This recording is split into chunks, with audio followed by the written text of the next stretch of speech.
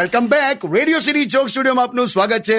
કિશોર કાકા કઈ ઉભા થયા? અરે મેં એક પાટિયું આપ્યું છે પ્રિન્ટિંગમાં, તે હવે ઘેર જતા જતા લઈ જઈશ.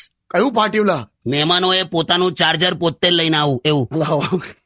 પાટિયા મરાયા છે. અમારી આખી સોસાયટીએ બધા અલગ અલગ બધા સલાહ સૂચનના પાટિયા માર્યા છે. અમારા ફરસાણની દુકાન વાળાએ તો એવું પાટિયું માર્યું છે કે ગ્રાહક કે અમારો ભગવાન કહેવાય અને અમે ભગવાનનું ઉધાર નથી રાખતા. ટૂંકમાં ઉધાર નહીં આલે આ વખતે.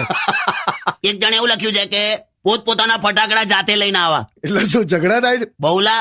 પછી એક જણે પાટિયું એવું માર્યું છે કે વોચમેનના કેબિન પાસે કશું ફોડવું નહીં, એ ઓલરેડી 2 વાર નોકરી છોડી જવાની ધમકી આપી ગયો છે. બહુ પાટિયા માર્યા. પણ એક સલાહ હું તમને આપી દઉં છેલ્લી. હું પાછું લાયો. દિવાળીમાં ફટાકડા ઓછા ફોડજો. એટલે હા ભાઈ નહીં ફોડીએ, નહીં પ્રદૂષણ કરીએ. દીવા તો કરું કે નહીં? દીવા કે પણ નહીં. હા એટલે દીવા તો કરજો. પછી તું થિયરી નહીં લાવે ને કે આટલા બધા દીવા સળગવાથી હિમાલયનો બરફ ઓગળે છે અને સમુદ્રનું લેવલ વધે છે. ના એવું બધું નહીં કહું. છાનમાનું જેટલું થતું એટલું કરો. અને સાહેબ 7મી તારીખે દિવાળી છે અને 7મી નવેમ્બરે રેડિયો સિટી જોક સ્ટુડિયો કિશોર કાકા સાથે એના 3 વર્ષ પૂરા થાય છે.